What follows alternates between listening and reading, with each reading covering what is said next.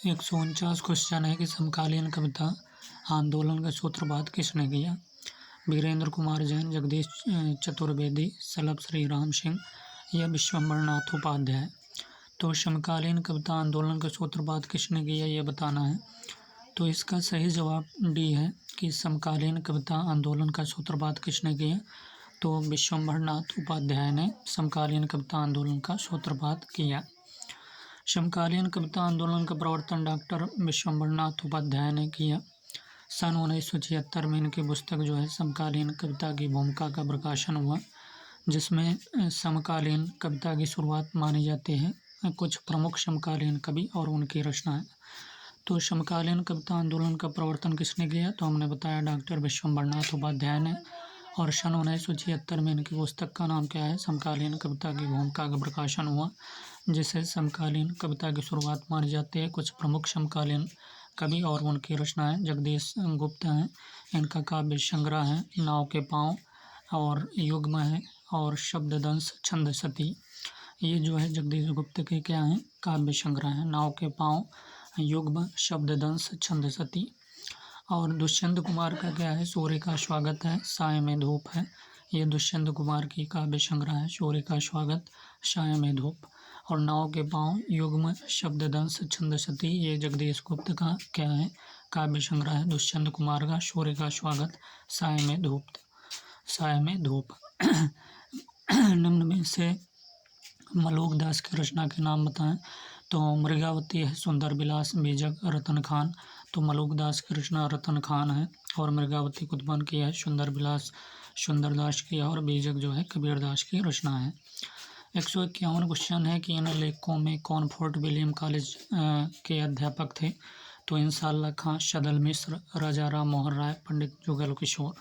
तो इन लेखकों में कौन फोर्ट विलियम कॉलेज के अध्यापक थे, तो सदल मिश्र थे, बी सही जवाब है।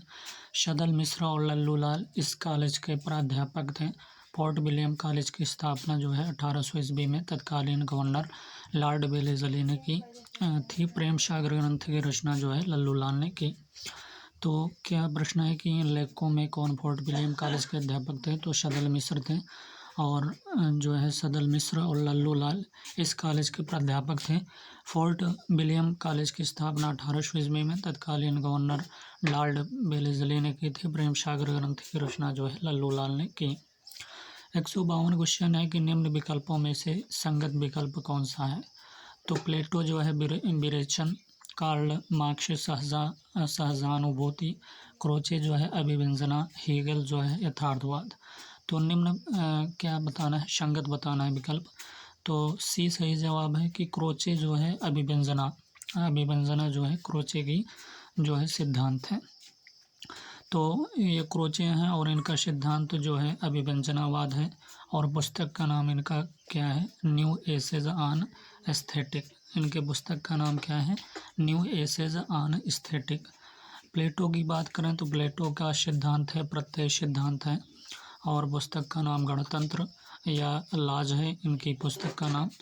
तो अगर पूछा जाए कि लॉज पुस्तक किसकी है, तो प्लेटो का है। गणतंत्र पुस्तक किसकी है, प्लेटो का है। और सिद्धांत जो है प्रत्यय सिद्धांत है।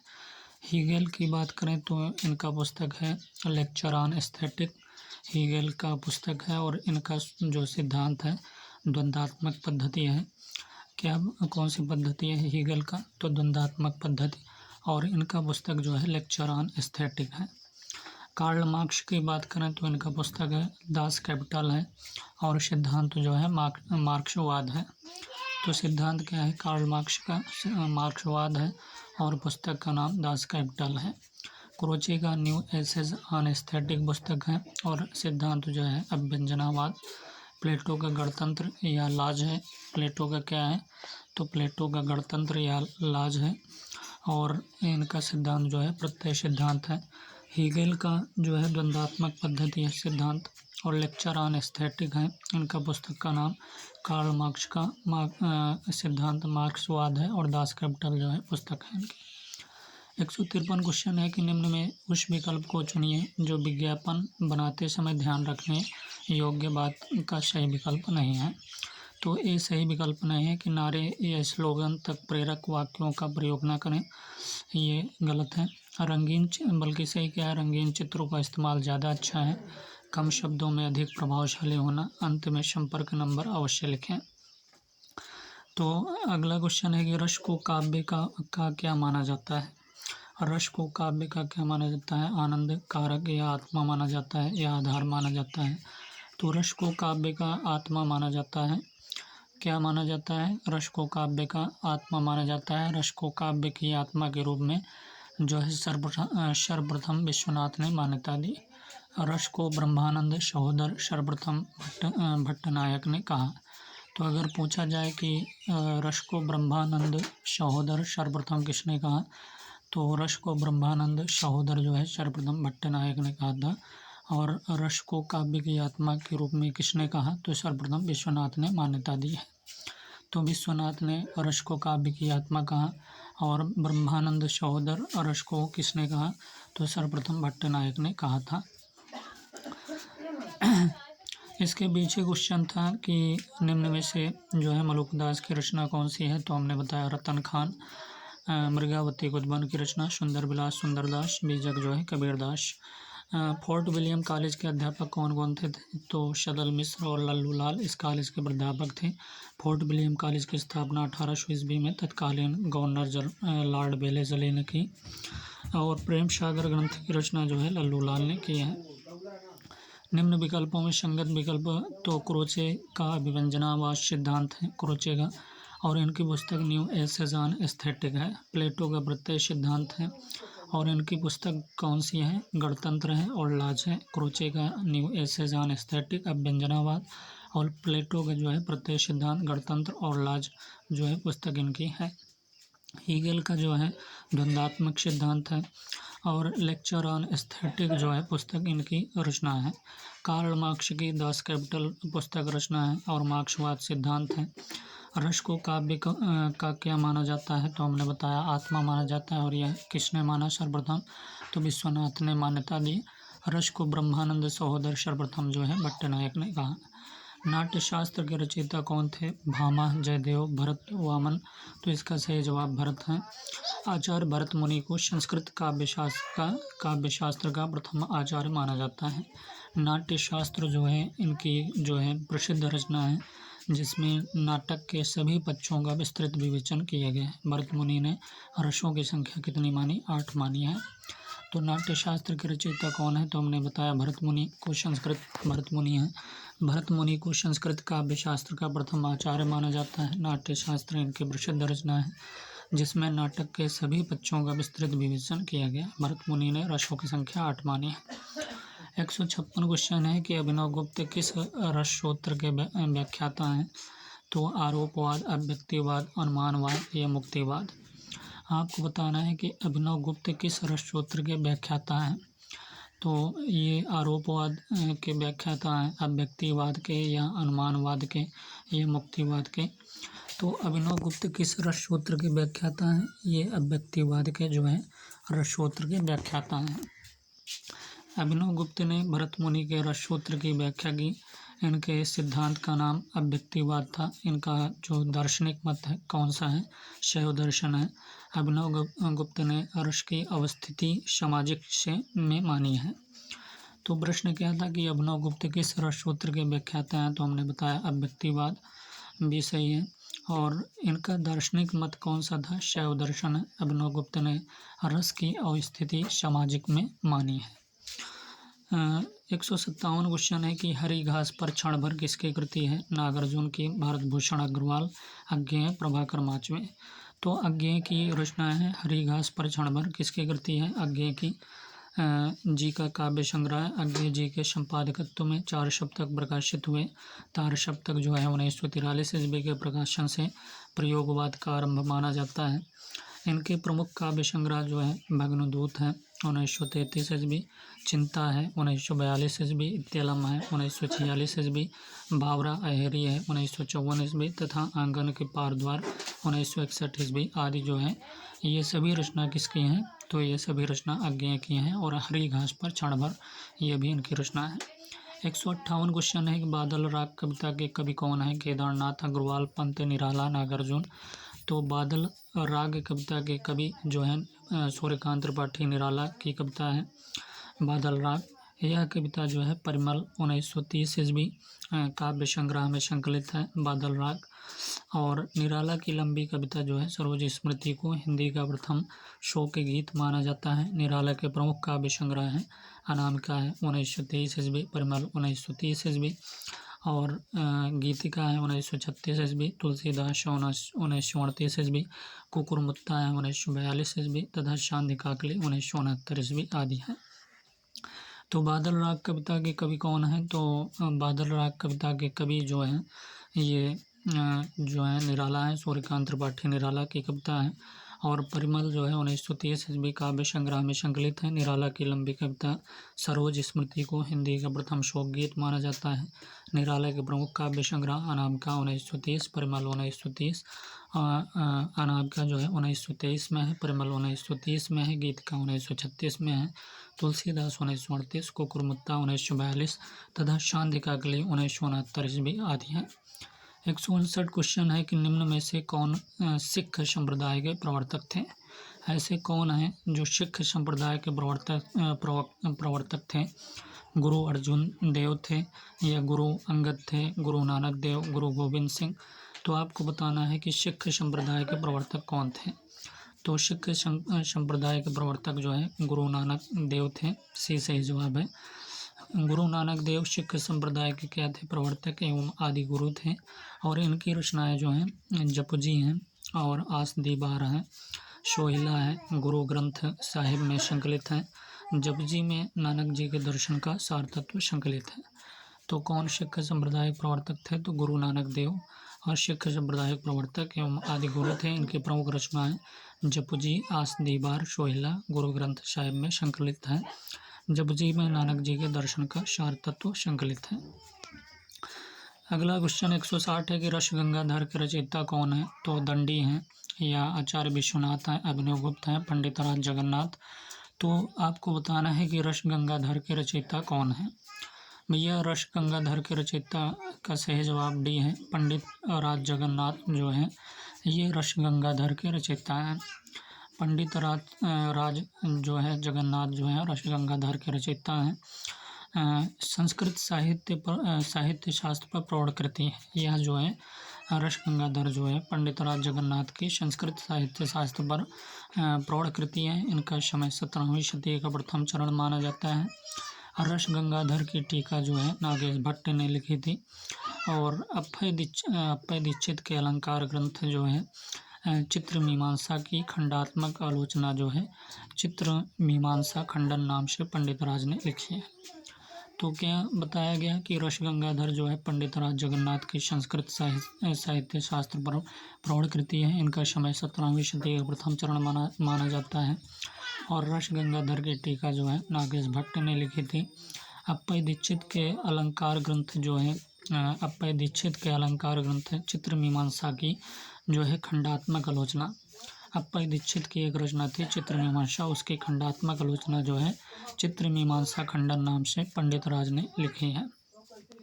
तो इसके पीछे क्या प्रश्न था कि नाट्य शास्त्र के रचयिता कौन थे? तो हमने बताया भरत मुनि को भरत मुनि को संस्कृत काव्य शास्त्र का प्रथम आचार्य माना जाता है। नाट्य शास्त्र इनकी प्रसिद्ध रचना है जिसमें नाटक के सभी बच्चों का विस्तृत विवेचन किया गया। भरत मुनि ने रसों की संख्या जो है 8 मानी। अभिनव गुप्त किस रस सूत्र के व्याख्याता हैं? तो अव्यक्तिवाद हमने बताया था। अभिनव गुप्त ने भरत मुनि के रस सूत्र की व्याख्या की। इनके जो है सिद्धांत का नाम जो है अव्यक्तिवाद था। इनका जो है दार्शनिक मत कौन सा था? शैव दर्शन है। अभिनव गुप्त ने रस की अवस्थिति सामाजिक से मानी। हरी घास पर क्षण भर किसकी कृति है? तो अज्ञेय की है हरी घास पर क्षण भर। अज्ञेय जी का काव्य संग्रह है। अज्ञेय जी के संपादकत्व में 4 शतक प्रकाशित हुए। तार सप्तक जो है 1943 ईस्वी के प्रकाशन से प्रयोगवाद का आरंभ माना जाता है।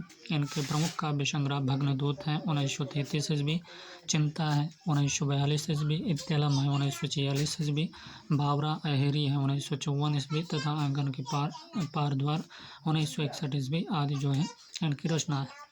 बादल राग कविता के कवि कौन है? तो हमने बताया सूर्यकांत त्रिपाठी निराला कविता है। यह कविता जो है परिमल 1930 ईस्वी काव्य संग्रह में संकलित है। निराला की लंबी कविता सरोज स्मृति को हिंदी का प्रथम शोक गीत माना जाता है। निराला के प्रमुख काव्य संग्रह हैं अनामिका 1923 ईस्वी, परिमल 1930, गीतिका 1936, तुलसीदास 1938 ईस्वी, कुकुरमुत्ता 1942 तथा सांध्य काकली 1969 ईस्वी आदि हैं। 159 क्वेश्चन था कि सिख संप्रदाय के प्रवर्तक कौन थे? इनमें से तो गुरु नानक देव थे, सिख संप्रदाय के प्रवर्तक एवं आदि गुरु थे। इनकी प्रमुख रचनाएं जो हैं जपुजी, आस दीवार, सोहिला गुरु ग्रंथ साहिब में संकलित है। जपुजी में नानक जी के दर्शन का सार तत्व संकलित है। 160 क्वेश्चन था कि रस गंगाधर के रचयिता कौन है? दंडी हैं आचार्य विश्वनाथ। तो रस गंगाधर के रचयिता जो है पंडित राज जगन्नाथ। हमने बताया था कि रस गंगाधर के रचयिता पंडित राज जगन्नाथ की संस्कृत साहित्य शास्त्र पर प्रमाण कृति है। इनका समय जो है 17वीं शती का प्रथम चरण माना जाता है। रस गंगाधर की टीका जो है नागेश भट्ट ने लिखी। तो रस गंगाधर की टीका किसने लिखा? तो नागेश भट्ट ने लिखी थी। अप्पय दीक्षित के अलंकार ग्रंथ जो है चित्र मीमांसा की खंडात्मक आलोचना जो है चित्र मीमांसा खंडन नाम से पंडित राज ने लिखी। तो रस गंगाधर की टीका जो है किसने लिखा? तो नागेश भट्ट ने लिखी थी। अप्पय दीक्षित के अलंकार ग्रंथ कौन सा है? चित्र मीमांसा। अप्पय दीक्षित के अलंकार ग्रंथ कौन सा है? चित्र मीमांसा की खंडात्मक आलोचना जो है चित्र मीमांसा खंडन नाम से पंडित राज ने लिखी है। 161 का क्वेश्चन है कि सूफी कवि किस शाखा से संबंधित थे? तो कृष्ण भक्ति शाखा, राम भक्ति शाखा, ज्ञानाश्रयी या प्रेमाश्रयी। तो सूफी कवि किस शाखा से संबंधित थे? तो ये प्रेमाश्रयी शाखा से संबंधित है। न ये कृष्ण भक्ति शाखा से संबंधित है, न राम भक्ति शाखा, ज्ञानाश्रयी शाखा। सूफी कवि जो है प्रेमाश्रयी शाखा से संबंधित थे। आचार्य रामचंद्र शुक्ल ने हिंदी साहित्य के भक्ति काल को सर्वप्रथम शुद्ध दार्शनिक एवं धार्मिक आधार पर 4 भागों में बांटा। आचार्य रामचंद्र शुक्ल ने हिंदी साहित्य के भक्ति काल को सर्वप्रथम शुद्ध दार्शनिक एवं धार्मिक आधार पर जो है 4 भागों में बांटा। निर्गुण धारा के अंतर्गत ज्ञानाश्रयी एवं प्रेमाश्रयी शाखा तथा सगुण धारा के अंतर्गत जो है निर्गुण धारा के अंतर्गत ज्ञानाश्रयी तथा प्रेमाश्रयी शाखा बनाया तथा सगुण धारा के अंतर्गत राम भक्ति शाखा तथा कृष्ण भक्ति शाखा। सूफी कवि या काव्य निर्गुण धारा के प्रेमाश्रयी शाखा के अंतर्गत आते हैं। तो सूफी कवि किस शाखा से संबंधित थे? तो हमने बताया प्रेमाश्रयी।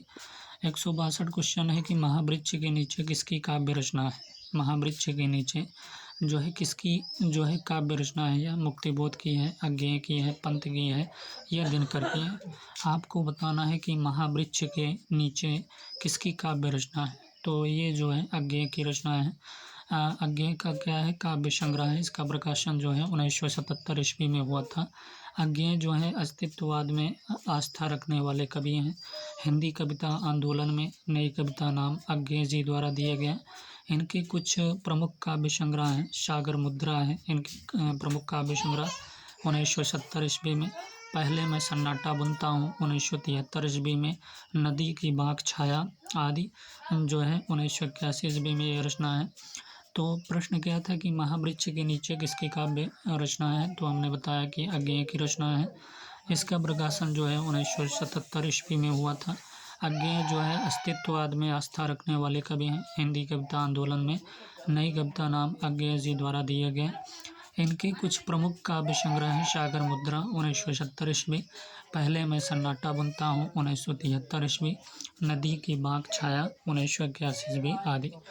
तो पहले मैं सन्नाटा बुनता हूँ 1973 ईस्वी, नदी की बाँक छाया 1981 ईस्वी, सागर मुद्रा 1970 ईस्वी, महावृक्ष के नीचे, ये सभी रचना जो है किसकी हैं? अज्ञेय जी की सभी रचना है। 163 क्वेश्चन है कि दिवस का अवसान समीपता किस रचना से है? दिवस का अवसान समीपता जो है तो किस रचना से है? आपको ये बताना है। झरना से है, परिप्रवास से है, करुणालय से है, युगांत से है। तो भैया इसका सही जवाब भी है, परिप्रवास से ये रचना है। कहाँ से है? परिप्रवास से लिया गया ये रचना है। दिवस का अवसान समीप था। और यह रचना किसकी पंक्ति है? तो अयोध्या सिंह उपाध्याय रियोत के परिप्रवास महाकाव्य से है। यह खड़ी बोली हिंदी का प्रथम महाकाव्य माना जाता है। परिप्रवास जो है 1914 में जो है कृष्ण के बचपन से लेकर मथुरा प्रस्थान तक का वर्णन किया गया है। तो परिप्रवास जो है 1914 में कृष्ण के बचपन से लेकर जो है मथुरा प्रस्थान तक का वर्णन किया गया है। तो 163 क्वेश्चन यही था कि दिवस का अवसान समीप था किस रचना से है? तो हमने बताया परिप्रवास। उपयुक्त पंक्ति जो है अयोध्या सिंह उपाध्याय रियोत के परिप्रवास महाकाव्य से है। यह खड़ी बोली हिंदी का प्रथम महाकाव्य माना जाता है। परिप्रवास 1914 में कृष्ण के बचपन से लेकर मथुरा प्रस्थान तक का वर्णन किया गया है। 164 क्वेश्चन है कि अभिज्ञान शाकुंतलम के रचयिता कौन है? केदारनाथ अग्रवाल है, माखनलाल चतुर्वेदी, दिनकर या कालिदास? तो कालिदास इसका सही जवाब है। अभिज्ञान शाकुंतलम कालिदास का प्रसिद्ध नाटक है। और कालिदास जो है संस्कृत भाषा के महान कवि और नाटककार थे। इन्होंने अपने लेखन के लिए पौराणिक विषयों को आधार बनाया। इनके दो अन्य संस्कृत नाटक हैं, विक्रमोर्वशीयम तथा मालविकाग्निमित्रम, रघुवंशम और कुमार संभवम इनके महाकाव्य हैं। अगला क्वेश्चन है 165 की निहार काव्य संग्रह के रचयिता कौन है? रामचरितोपाध्याय, महादेवी वर्मा या श्रीकांत वर्मा, सुमित्रानंदन पंत? तो निहार काव्य संग्रह के रचयिता जो है महादेवी वर्मा है। का है महादेवी को हिंदी के विशाल मंदिर की वीणा पाड़ी भी कहा जाता है। निहार जो है 1930 ईस्वी में रचित है। रश्मि जो है 1932 में, नीरजा जो है 1935 में, सांध्य गीत 1936 आदि इनके प्रमुख क्या हैं? काव्य संग्रह हैं। तो निहार काव्य संग्रह के रचयिता कौन है? तो हमने बताया महादेवी वर्मा। और महादेवी को हिंदी के विशाल मंदिर की वीणा पाड़ी कहा जाता है। निहार 1930, रश्मि 1932, नीरजा 1935, सांध्य गीत 1936 आदि इनके प्रमुख काव्य संग्रह हैं। 166 क्वेश्चन है कि निम्नलिखित में से कौन सा गीति काव्य तुलसीदास का सर्वोत्तम काव्य है? ऐसा कौन सा गीत काव्य है जो तुलसीदास का सर्वोत्तम काव्य है? कामायनी है, बरबय रामायण, परिप्रवास, रश्मि रथी? तो इसका भी सही जवाब है। बरबय रामायण जो है ये गीत तुलसीदास का सर्वोत्तम काव्य है। ये तुलसीदास का क्या है? सर्वोत्तम काव्य है। यह अवधी भाषा में रचित जो है मुक्तक काव्य है बरबय रामायण। परिप्रवास जो है 1914 में अयोध्या सिंह उपाध्याय कृत खड़ी बोली हिंदी का प्रथम महाकाव्य माना जाता है। रश्मि रथी की बात करें तो रश्मि रथी जो है 1952 ईस्वी में रामधारी सिंह दिनकर का क्या है? खंड काव्य है। तो इसके पीछे प्रश्न था कि सूफी कवि किस शाखा से संबंधित थे? तो हमने बताया प्रेमाश्रयी शाखा से संबंधित थे। आचार्य रामचंद्र शुक्ल ने हिंदी साहित्य के भक्ति काल को सर्वप्रथम शुद्ध दार्शनिक एवं धार्मिक आधार पर 4 भागों में बांटा। निर्गुण धारा के अंतर्गत जो है ज्ञानाश्रयी एवं प्रेमाश्रयी शाखा तथा सगुण धारा के अंतर्गत जो है राम भक्ति शाखा तथा कृष्ण भक्ति शाखा सूफी कवि या काव्य निर्गुण धारा की प्रेमाश्रयी शाखा के अंतर्गत आते हैं। 162 क्वेश्चन है कि महावृक्ष के नीचे किसकी काव्य रचना है? तो महावृक्ष के नीचे किसकी काव्य रचना है आपको बताना है। तो ये भी अज्ञेय की है। इसका प्रकाशन जो है 1977 ईस्वी में हुआ था। अज्ञेय जो है अस्तित्ववाद में आस्था रखने वाले कवि हैं। हिंदी कविता आंदोलन में नई कविता नाम जो है अज्ञेय जी द्वारा दिया गया। इनके कुछ प्रमुख काव्य संग्रह हैं। सागर मुद्रा भी इनकी रचना है 1970 में। पहले मैं सन्नाटा बुनता हूँ 1973 ईस्वी में। नदी की बाँक छाया 1981। ये सभी रचना जो है किसकी हैं? अज्ञेय की हैं। और महावृक्ष के नीचे ये भी अज्ञेय की रचना। पहले मैं सन्नाटा बुनता हूँ, नदी की बाँक छाया और सागर मुद्रा, ये सभी रचना जो है अज्ञेय जी की हैं। 163 क्वेश्चन है कि दिवस का अवसान समीप था किस रचना से है? यह पंक्ति किस रचना से है? तो दिवस का अवसान समीप था। तो यह परिप्रवास से लिया गया है। बी सही है। अयोध्या सिंह उपाध्याय रियोत के परिप्रवास महाकाव्य से है। यह खड़ी बोली हिंदी का जो है प्रथम महाकाव्य माना जाता है। परिप्रवास जो है 1914 में कृष्ण के बचपन से लेकर मथुरा प्रस्थान तक का जो है वर्णन किया गया है। अभिज्ञान शाकुंतलम के रचयिता कौन है? तो कालिदास हैं। इनका प्रसिद्ध नाटक है। कालिदास जो है संस्कृत के महान कवि और नाटककार थे। इन्होंने अपने लेखन के लिए जो है पौराणिक विषयों को आधार बनाया। इनके 2 अन्य संस्कृत नाटक हैं, विक्रमोर्वशीयम तथा मालविकाग्निमित्रम, रघुवंशम और कुमार संभवम। इनके क्या हैं, महाकाव्य हैं। निहार काव्य संग्रह के रचयिता महादेवी वर्मा हैं और महादेवी को हिंदी के विशाल मंदिर की बीड़ा पाड़ी कहा जाता है। निहार 1930 ईस्वी में, रश्मि 1932 में, नीरजा 1935 में, शांति गीत 1936 ईस्वी आदि इनके प्रमुख काव्य संग्रह हैं। 166 क्वेश्चन है कि निम्नलिखित में से कौन जो है गीति काव्य तुलसीदास का सर्वोत्तम काव्य है। तो हमने बताया बरवे रामायण है। बरवे रामायण जो है तुलसीदास का सर्वोत्तम काव्य है। यह अवधी भाषा में रचित मुक्तक काव्य है। परिप्रवास जो है 1914 ईस्वी में, अयोध्या सिंहोपाध्याय कृत खड़ी बोली हिंदी का क्या है, प्रथम महाकाव्य माना जाता है। रश्मि रथी की बात करें तो 1952 ईस्वी में, रामधारी सिंह दिनकर का खंड काव्य है। तो बरवे रामायण तुलसीदास का क्या है, सर्वोत्तम काव्य है और यह अवधी भाषा में रचित मुक्तक काव्य है। परिप्रवास जो है 1914 अयोध्या सिंहोपाध्याय कृत खड़ी बोली हिंदी का प्रथम महाकाव्य माना जाता है। रश्मि रथी 1952 रामधारी सिंह दिनकर का क्या है, खंड काव्य है। अगला क्वेश्चन है कि पूर्वा कविता किसकी है। पूर्वा कविता जो है किसकी है, अज्ञेय की है, मुक्तिबोध की है, निराला प्रसाद। तो यह अज्ञेय की रचना है। पूर्वा कविता पूर्वा 1965 में अज्ञेय का काव्य संग्रह है। अज्ञेय को जो है प्रयोगवाद तथा नई कविता का शलाका पुरुष भी कहा जाता है। तो पूर्वा जो कविता है 1965 में रचित है, अज्ञेय का काव्य संग्रह है। अज्ञेय को प्रयोगवाद तथा नई कविता का शलाका पुरुष भी कहा जाता है। भग्नदूत 1933, चिंता 1942, इत्तेलम 1946 तथा हरी घास पर क्षण भर 1949 आदि अज्ञेय के महत्वपूर्ण काव्य संग्रह हैं। नई कविता नाम अज्ञेय का दिया हुआ है। अगला क्वेश्चन है कि 168 व्यक्तिगत के रचयिता कौन है। शमशेर हैं, धर्मवीर भारती हैं, भवानी प्रसाद मिश्र, सर्वेश्वर हैं। तो व्यक्तिगत के रचयिता कौन है, तो इसका सी सही जवाब है। भवानी प्रसाद मिश्र जो है व्यक्तिगत काव्य संग्रह के रचयिता हैं। भवानी प्रसाद मिश्र जो है व्यक्तिगत जो है काव्य संग्रह के रचनाकार हैं। इसका प्रकाशन 1973 में हुआ। कहानीकार जो है उदय प्रकाश ने भवानी प्रसाद को कविता का गांधी कहा है। उदय प्रकाश ने क्या कहा भवानी प्रसाद को, तो कविता का गांधी कहा है। भवानी प्रसाद दूसरा शतक 1951 में शामिल कवि हैं। कमल के फूल इनकी रचना है। कमल के फूल हो गया और सतपुड़ा के जंगल, टूटने का सुख और गीत फरोश इनकी चर्चित कविताएं हैं। तो व्यक्तिगत रचयिता कौन है, तो हमने बताया भवानी प्रसाद मिश्र जी हैं। इनका काव्य संग्रह है और इसका प्रकाशन जो है 1973 में हुआ। कहानीकार उदय प्रकाश ने भवानी प्रसाद को क्या कहा, कविता का गांधी कहा है। भवानी प्रसाद मिश्र दूसरा शतक 1951 में शामिल कवि हैं। कमल के फूल हो गया, सतपुड़ा के जंगल हो गए, टूटने का सुख हो गया, गीत फरोश इनकी चर्चित कविताएं। 169 क्वेश्चन है कि चित्रावली काव्य के रचयिता कौन है। घनानंद है, विद्यापति हैं, खुसरो हैं, उस्मान हैं। तो भैया चित्रावली जो है ये उस्मान की रचना है। किसकी रचना है, उस्मान की काव्य रचना है। चित्रावली काव्य किसकी है, तो उस्मान की है। अन्य कवियों की रचना इस प्रकार है। घनानंद की बात करें तो सुजान शार इनकी रचना है। इश्क लता है, विरह लीला है, यमुग यश है, यमुग यश। और विद्यापति की कीर्तिलता का पदावली, अमीर खुसरो का खालिक बारी, पहलियाँ, मुखरियाँ, दो सुखने। और चित्रावली जो है काव्य किसकी रचना है, तो यह उस्मान की रचना है। अगला क्वेश्चन है नरसिंह जी का मायरा किसकी रचना है, तो मीराबाई की रचना है। नरसिंह जी का मायरा मीराबाई की रचना। इनका जन्म जो है 1516 ईस्वी में हुआ था। मीराबाई की भाषा क्या थी, राजस्थानी मिश्रित ब्रज भाषा है। इनकी अन्य प्रमुख रचनाएं इस प्रकार हैं। गीत गोविंद की टीका है, राग सोरठा है, राग गोविंद है, मलार राग है, रुक्मणी मंगल आदि। ये सभी रचनाएं जो हैं किसकी हैं, मीराबाई की। तो नरसिंह जी का मायरा जो है मीराबाई की रचना है। इनका जन्म 1516 ईस्वी में हुआ था। मीराबाई की भाषा क्या है, राजस्थानी मिश्रित ब्रज भाषा है।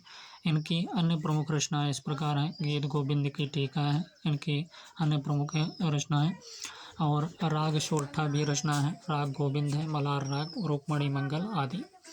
तो गीत गोविंद की टीका, राग सोरठा, राग गोविंद और मलार राग, रुक्मणी मंगल और नरसिंह जी का मायरा, ये सभी रचनाएं जो हैं मीराबाई की हैं। इसके पीछे क्वेश्चन था कि पूर्वा कविता किसकी है, तो हमने अज्ञेय का नाम बताया था। 1965 ईस्वी में रचित काव्य संग्रह है।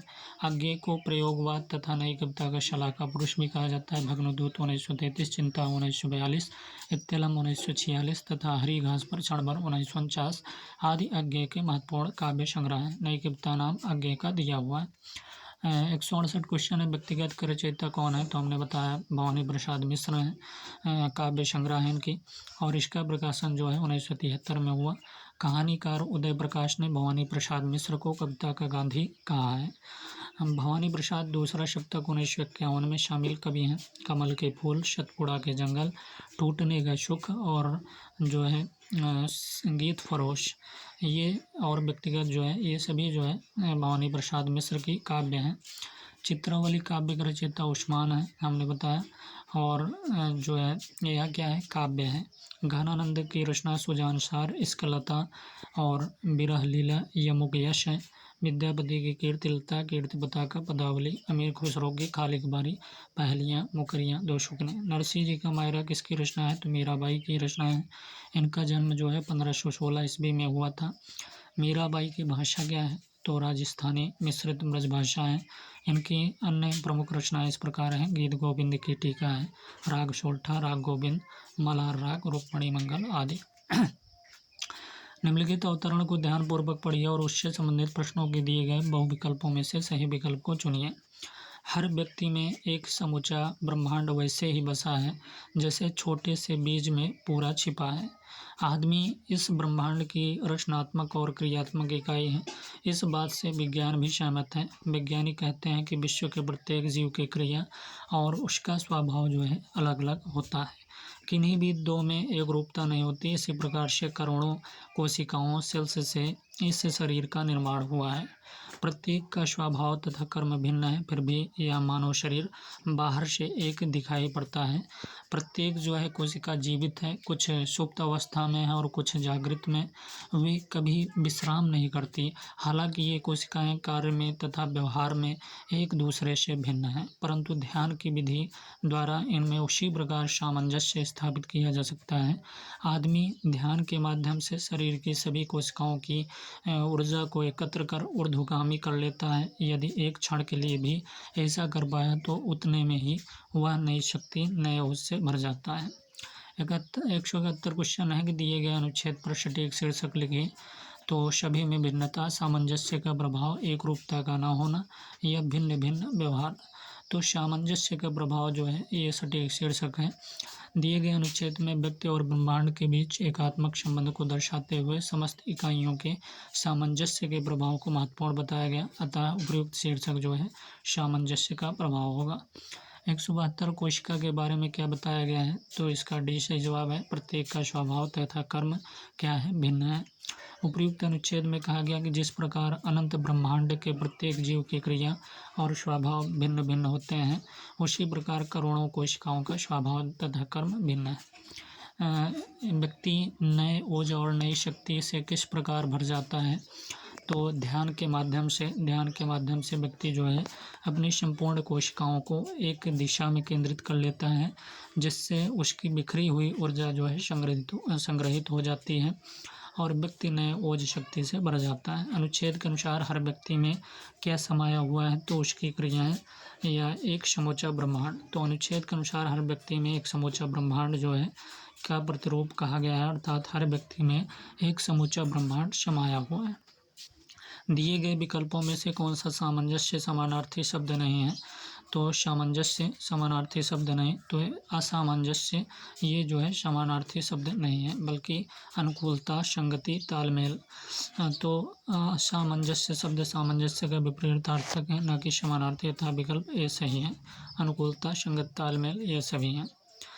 तो क्या है कि निम्नलिखित काव्यांश को जो है ध्यानपूर्वक पढ़िए और उससे संबंधित प्रश्नों के दिए गए बहुविकल्पों में से सही विकल्प को चुनिए।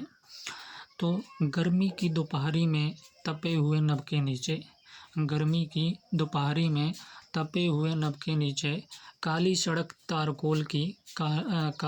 जो है तारकोल की अंगारे सी जली पड़ी थी। छाह जली थी, पेड़ों की भी पत्ते झुलस गए थे। छाह जली थी पेड़ों के भी पत्ते झुलस गए थे, नंगे नंगे दीर्घकाय कंकालों से वृक्ष खड़े थे। हाँ अकाल के ज्यों अतवार, हाँ अकाल के ज्यों अतवार, एक अकेला तांगा था दूरी पर, कोचवान की काली सी चाबुक के बल पर वो बढ़ता था। कोचवान की काली सी चाबुक के बल पर वो बढ़ता था। घूम घूम जो बल खाती थी शर्प शरीकी, घूम घूम जो बल खाती थी शर्प शरीकी, बेदर्दी से पड़ती थी दुबले घोड़े की गर्म पेट पर, बेदर्दी से पड़ती थी दुबले घोड़े की गर्म पेट पर। भाग रहा वह तारकोल की जली अंगीठी के ऊपर से, कभी एक ग्रामीण धरे कंधे पर लाठी, कभी एक ग्रामीण धरे कंधे पर लाठी, सुख दुख की मोटी सी गठरी लिए पेट पर भारी, जूते फटे हुए जिनमें से थी, झांक रही गाँवों की आत्मा, जिंदा रहने के कठिन जतन में पांव बढ़ाए आगे जाता। तो काव्यांश का उचित शीर्षक चुनिए। तो गर्मी की दोपहर है काव्यांश का उचित शीर्षक। गर्मी की दोपहर की तपिश से उत्पन्न परिस्थितियों का वर्णन है, अतः गर्मी की दोपहर उपयुक्त शीर्षक होगा। कविता में कवि ने ग्रामीण का वर्णन कैसे किया, तो कि वह जिंदा रहने के लिए कठिन जतन किए जा रहा है, कि वह जिंदा रहने के लिए क्या कर रहा है, कठिन जतन किए जा रहा है। उपयुक्त काव्यांश में कवि जो है ने ग्रामीण के संघर्षमय परिस्थिति का वर्णन किया है, जिसमें वह अपने जीवन हेतु कठिन जतन कर रहा है।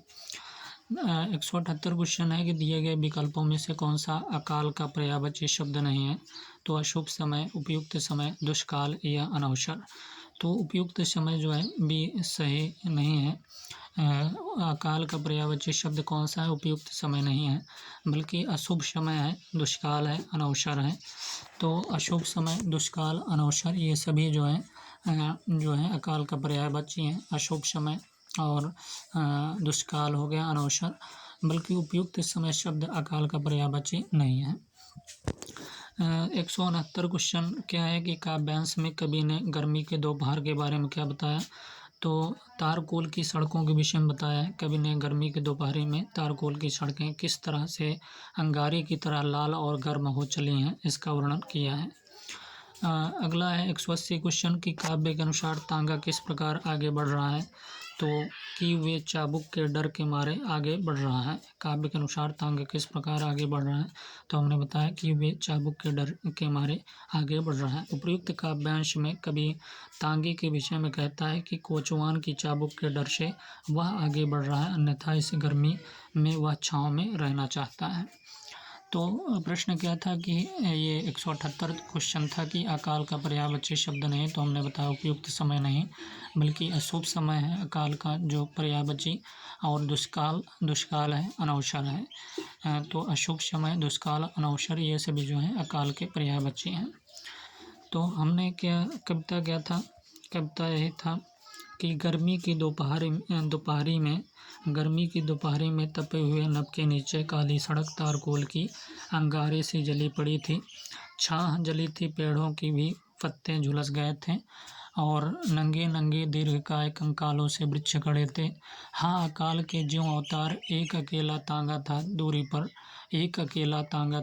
पर, कोचवान की काली सी चाबुक के बल पर वो बढ़ता था। घूम घूम जो बल खाती थी शर्प शरीके, बेदर्दी से पड़ती थी दुबले घोड़े की गर्म पेट पर। भाग रहा वह तारकोल की जली अंगीठी के ऊपर से, कभी एक ग्रामीण धरे कंधे पर लाठी, सुख दुख की मोटी सी गठरी लिए पेट पर भारी, जूते फटे हुए जिनमें से थी, झांक रही गाँवों की आत्मा, जिंदा रहने के कठिन जतन में पांव बढ़ाए आगे जाता।